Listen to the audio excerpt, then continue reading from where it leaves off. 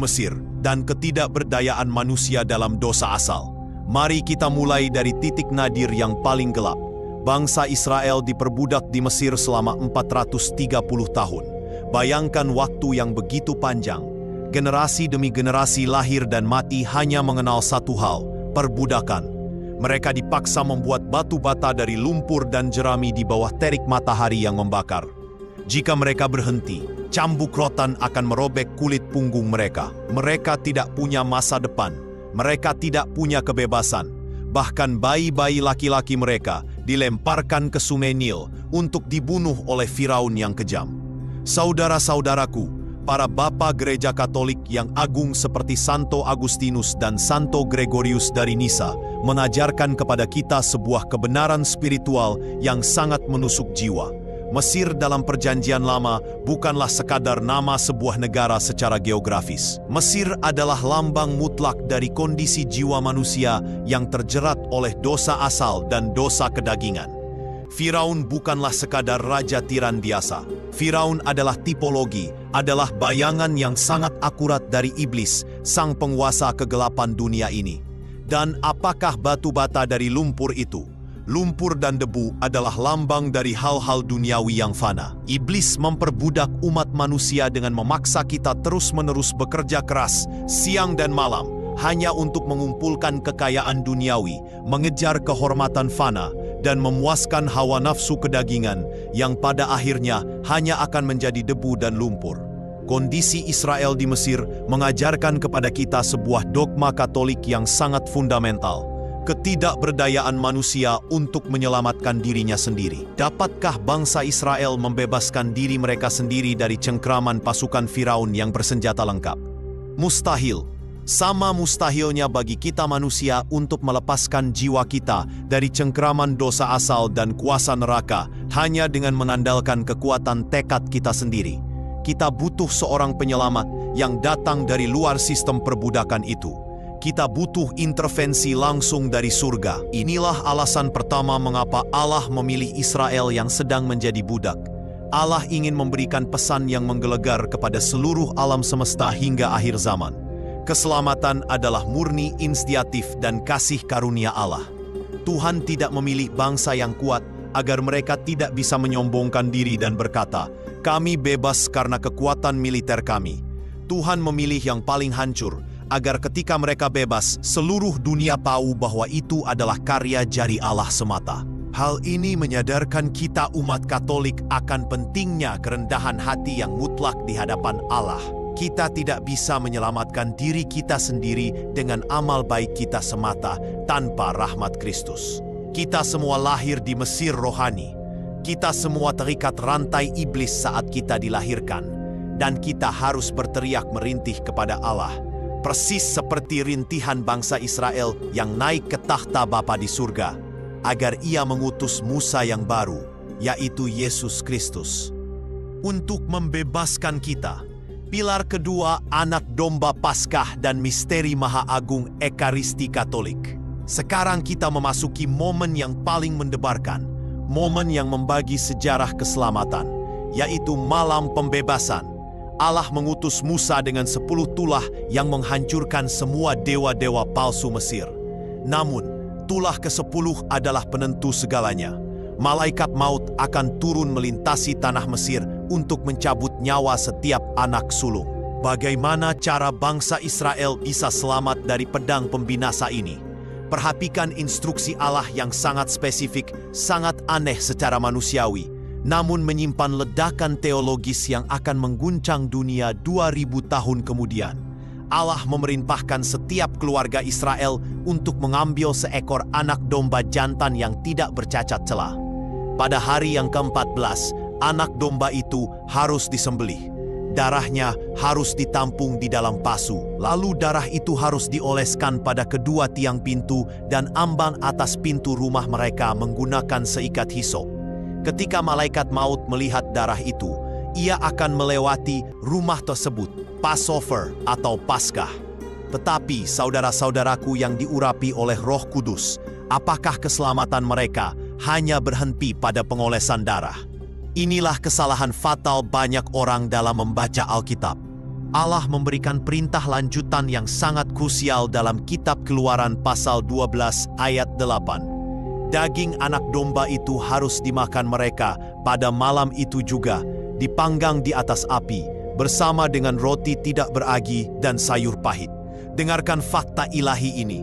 Jika ada sebuah keluarga Israel yang mematuhi perintah menyembelih domba, lalu mengoleskan darahnya di pintu rumah mereka, tetapi mereka menolak untuk memakan daging anak domba itu, apakah mereka akan selamat? Jawabannya menurut para ahli tafsir tradisi adalah tidak, mereka akan mati. Tindakan keselamatan belum sempurna, belum paripurna, dan belum sah di hadapan Allah jika mereka tidak mengonsumsi daging korban itu. Anak domba itu harus masuk ke dalam tubuh mereka, menjadi satu dengan daging dan darah mereka. Saudara-saudaraku umat Katolik, apakah kalian sudah menyadari ledakan tipologi apa yang sedang kita bicarakan di sini? Ini adalah cetak biru mutlak dari Misa Kudus dan Sakramen Ekaristi. Yesus Kristus adalah anak domba Allah yang sejati yang menghapus dosa dunia. Ia tidak bercacat celah. Ia disembelih di atas bukit Kalvari. Darahnya mengalir di kayu salib yang merupakan tiang pintu keselamatan kita. Banyak pemahaman kekristenan di luar sana yang merasa cukup hanya dengan percaya pada darah Yesus. Mereka berpikir, cukup darah Yesus dioleskan secara rohani di hatiku, aku sudah selamat. Aku tidak perlu ritual macam-macam. Gereja Katolik dengan tegas mengatakan, itu tidak cukup. Tuhan Yesus sendiri menggenapi tipologi Paskah Yahudi ini pada perjamuan terakhir. Ia tidak hanya mencurahkan darahnya, tetapi ia mengambil roti tidak beragi, memecah-mecahkannya, dan berkata dengan suara yang merobek tirai surga, "Ambillah dan makanlah, inilah tubuhku yang diserahkan bagimu." Dan dalam Injil Yohanes pasal 6 ayat 53, Yesus mempertegas hukum Paskah ini dengan ancaman keselamatan. Sesungguhnya jikalau kamu tidak makan daging anak manusia dan minum darahnya, kamu tidak mempunyai hidup di dalam dirimu. Inilah alasan mengapa Gereja Katolik tidak pernah mundur 1 milimeter pun dari dogma kehadiran nyata dalam Ekaristi. Jika Ekaristi itu hanya sekadar simbol, hanya sekadar sepotong biskuit untuk pengingat, maka Perjanjian Baru kalah hebat dengan Perjanjian Lama. Di Perjanjian Lama mereka memakan daging domba sungguhan. Masa di Perjanjian Baru kita cuma memakan roti simbolis. Mustahil. Perjanjian Baru harus lebih dahsyat dari bayangannya. Domba Paskah kita adalah Kristus yang nyata. Ketika kalian umat Katolik berjalan maju dalam antrean komuni, berlutut dan menerima hosti suci ke dalam lidah kalian, kalian sedang melakukan tindakan keselamatan yang paling purba dan paling paripurna. Kalian sedang menyantap daging anak domba Paskah ilahi, sehingga ketika malaikat maut, kematian kekal, datang di akhir hidup kalian, ia akan melihat kehadiran Kristus di dalam jiwa dan tubuh kalian. Lalu ia akan melewati kalian dan kalian akan masuk ke dalam kebangkitan abadi. Banggalah menjadi Katolik yang memiliki Ekaristi yang hidup. Pilar ketiga, mukjizat Laut Teberau dan kekuatan sakramen baptis yang menghancurkan kuasa iblis setelah memakan anak domba Paskah. Bangsa Israel berbaris keluar dari Mesir. Namun iblis Firaun tidak rela melepaskan pawanannya begitu saja. Firaun mengerahkan seluruh pasukan elitnya, ratusan kereta besi yang mematikan, untuk mengejar dan membantai Israel di tepi Laut Teberau atau Laut Merah. Di depan mereka ada lautan luas yang tidak bisa diseberangi. Di belakang mereka ada mesin pembunuh Firaun yang haus darah. Mereka terjebak, kematian tampak sudah pasti. Mereka panik dan berteriak ketakutan. Tetapi apa yang dilakukan oleh Allah? Melalui Musa, Allah membelah air laut itu. Air itu berdiri tegak bagaikan tembok es di sebelah kanan dan kiri mereka. Umat Israel berjalan melintasi dasar laut yang kering. Dan ketika pasukan Firaun dengan penuh kesombongan mencoba menyusul mereka masuk ke tengah lautan, Allah memerintahkan Musa mengulurkan tangannya kembali. Tembok air itu runtuh seketika. Lautan mengamuk dan menelan habis seluruh pasukan Mesir. Firaun, kereta besinya, kudanya, dan semua senjatanya tenggelam dan mati membusuk di dasar laut. Israel selamat dan bebas bernapas di seberang lautan. Saudara-saudaraku yang diikat oleh rahmat pembaptisan, tahukah kalian apa makna mistik dari peristiwa kosmik ini? Santo Paulus dalam surat pertama Korintus pasal 10 ayat 1-2 membongkar rahasia ini. Untuk menjadi pengikut Musa, mereka semua telah dibaptis dalam awan dan dalam laut. Penyeberangan Laut Teberau adalah gambaran raksasa, tipologi yang paling sempurna dari sakramen baptis Katolik. Dengarkan kebenaran ini dan biarkan jiwa kalian bergetar. Air dalam tradisi Katolik memiliki dua fungsi yang paradoks. Air yang membinasakan dan air yang menyelamatkan.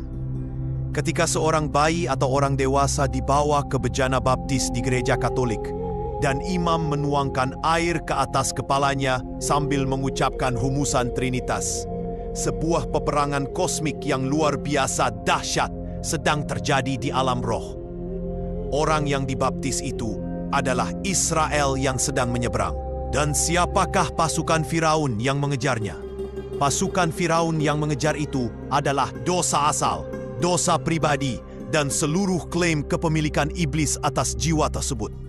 Ketika air baptis itu menyentuh kepala, air itu menjadi laut Teberau rohani yang menenggelamkan dan mencekik mati seluruh pasukan iblis. Dosa asal itu mati tenggelam di dasar bejana baptis. Rantai perbudakan neraka hancur berkeping-keping. Iblis kehilangan hak asuhnya atas jiwa tersebut untuk selama-lamanya. Dan jiwa yang dibaptis itu keluar dari air sebagai ciptaan baru, bebas, murni, dan diangkat menjadi anak angkat Allah Bapa di surga. Inilah sebabnya mengapa Gereja Katolik bersikeras bahwa baptisan bukanlah sekadar upacara pendaftaran organisasi. Baptisan bukanlah sekadar simbol mandi-mandi biasa. Baptisan adalah tindakan eksorsisme dan penyelamatan yang objektif dan mutlak perlu. Tanpa melewati Laut Teberau, Israel akan dibantai kembali oleh Firaun. Tanpa melewati air baptisan, jiwa manusia tetap berada di wilayah kekuasaan iblis. Kita harus menangis haru menyadari betapa hebatnya kuasa yang Tuhan titipkan pada benda materi yang sederhana seperti air. Di dalam Gereja Katolik, materi fisik, air, minyak, roti anggur, diangkat kodratnya menjadi saluran rahmat yang tak tertandingi. Inilah kemegahan teologi sakramen kita. Pilar keempat, penderitaan 40 tahun di padang gurun, kesulitan asketisme, dan pembersihan mentalitas budak. Setelah diselamatkan dari Laut Teberau, secara geografis jarak dari Mesir ke Kanaan tidaklah terlalu jauh. Jika mereka berjalan lurus tanpa rintangan, mereka mungkin hanya butuh waktu beberapa minggu saja untuk sampai. Tetapi sejarah mencatat sebuah tragedi ilahi yang menakutkan. Allah membelokkan rute mereka, membuat mereka tersesat, berputar-putar, dan menderita di padang gurun yang gersang dan penuh kalajengking berbisa selama 40 tahun. Sebuah generasi utuh, jutaan orang yang keluar dari Mesir, mati berguguran di padang gurun dan tidak pernah menginjakkan kaki di tanah perjanjian, kecuali Yosua dan Kaleb. Mengapa Allah melakukan hal yang tampaknya begitu kejam ini? Saudara-saudaraku, mari kita masuki ruang operasi batin yang dilakukan oleh Roh Kudus. Allah melihat ke dalam hati bangsa Israel. Memang, secara fisik mereka sudah keluar dari Mesir. Rantai di kaki mereka sudah dilepas. Tetapi secara mental dan spiritual, Mesir masih bersarang di dalam hati mereka. Mereka memiliki mentalitas budak yang pengecut dan mencintai dosa. Setiap kali mereka menghadapi ujian kecil, setiap kali air terasa pahit, setiap kali perut mereka lapar, apa reaksi mereka? Mereka tidak berdoa dengan iman. Mereka memberontak melawan Musa dan menghujat Allah. Mereka berteriak, "Lebih baik kami mati di Mesir. Di sana kami bisa duduk di depan kuali daging dan makan roti sepuasnya. Mengapa engkau membawa kami ke gurun ini untuk mati kelaparan?" Dengarkan kebodohan yang menjijikan ini. Mereka merindukan kuali daging di tempat di mana mereka dicambuk sampai berdarah-darah. Mereka rela menukar kebebasan martabat manusia yang diberikan Allah dengan semangkuk makanan budak. Maka Allah menyadari, bangsa dengan mentalitas budak penakut yang masih mencintai kenyamanan dosa ini tidak akan pernah mampu berperang menaklukkan raksasa-raksasa di tanah Kanaan. Mereka akan lari ketakutan pada pertempuran pertama. Oleh karena itu, padang gurun menjadi tempat purgasi, tempat penyucian yang sangat keras. 40 tahun adalah waktu yang Allah butuhkan untuk membunuh mentalitas perbudakan itu dari dalam diri mereka, membiarkan generasi lama yang korup itu mati, dan menempa generasi baru di bawah panasnya matahari padang gurun menjadi pasukan prajurit yang tidak kenal kompromi. Saudara-saudaraku umat Katolik, lihatlah cermin raksasa ini. Bukankah ini adalah bayangan yang sangat akurat dari perjalanan iman kita sendiri? Setelah kita dibaptis melewati Laut Tebrau, apakah kita langsung masuk surga, Kanaan? Tidak. Kita ditinggalkan oleh Tuhan di dunia ini, dan dunia ini adalah padang gurun rohani kita. Seringkali, ketika hidup terasa berat, ketika bisnis hancur, ketika penyakit menyerang, atau ketika ajaran gereja Katolik terasa terlalu ketat bagi keinginan daging kita, kita mulai merengek seperti orang Israel. Kita tergoda untuk kembali ke Mesir, dosa kita. Kita berkata dalam hati, dulu waktu aku belum terlalu taat beragama, hidupku santai-santai saja, aku bisa bersenang-senang, berbuat dosa percabulan, menipu sedikit dan aku bahagia. Kenapa sejak aku rajin ikut misa dan berdoa rosario, salibku malah semakin berat? Hati-hati dengan bisikan iblis ini. Itu adalah godaan kuali daging Mesir.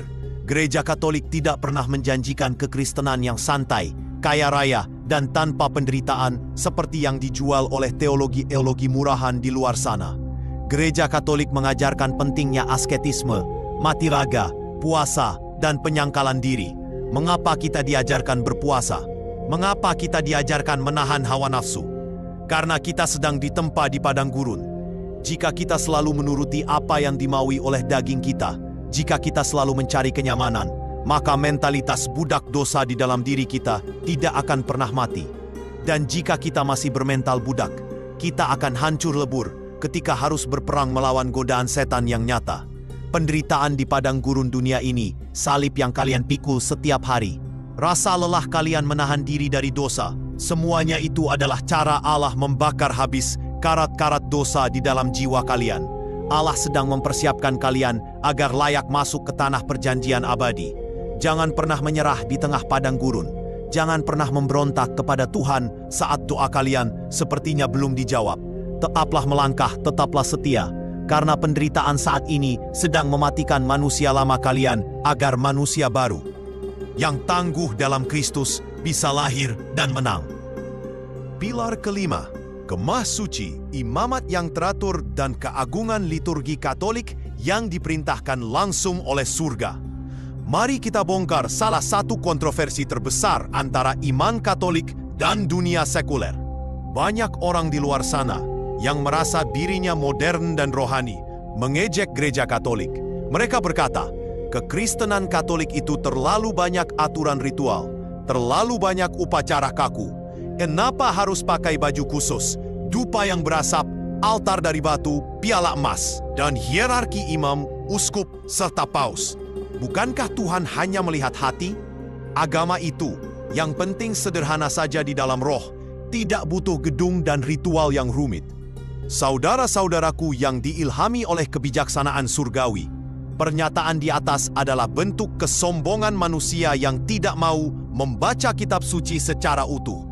Mari kita lihat apa yang terjadi di Gunung Sinai setelah bangsa Israel bebas. Apakah Allah membiarkan mereka beribadah dengan gaya bebas, sesuka hati mereka, asalkan hati mereka tulus? Mustahil.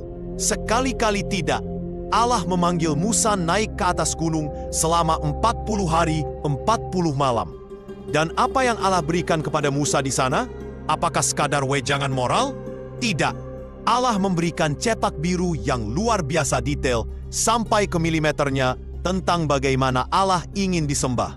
Baca seluruh kitab Keluaran, Imamat, dan Bilangan. Lebih dari 50 pasal dalam Perjanjian Lama dihabiskan hanya untuk merinci aturan ibadah.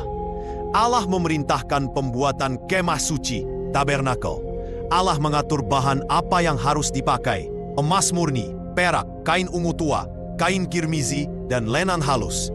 Allah mendesain tabut perjanjian dengan patung 2 kerubim emas di atasnya. Bayangkan, Allah yang melarang berhala justru memerintahkan pembuatan patung kerubim emas untuk tata ibadahnya. Allah mengatur secara presisi resep dupa kemenyan suci yang asapnya harus mengepul setiap hari. Allah merancang pakaian kebesaran imam besar Harun yang dipenuhi permata dan penutup dada yang kudus. Allah menunjuk secara ketat hierarki imamat. Hanya suku Lewi yang boleh melayani, dan hanya keturunan Harun yang boleh mempersembahkan kurban. Barang siapa yang bukan imam berani-berani mempersembahkan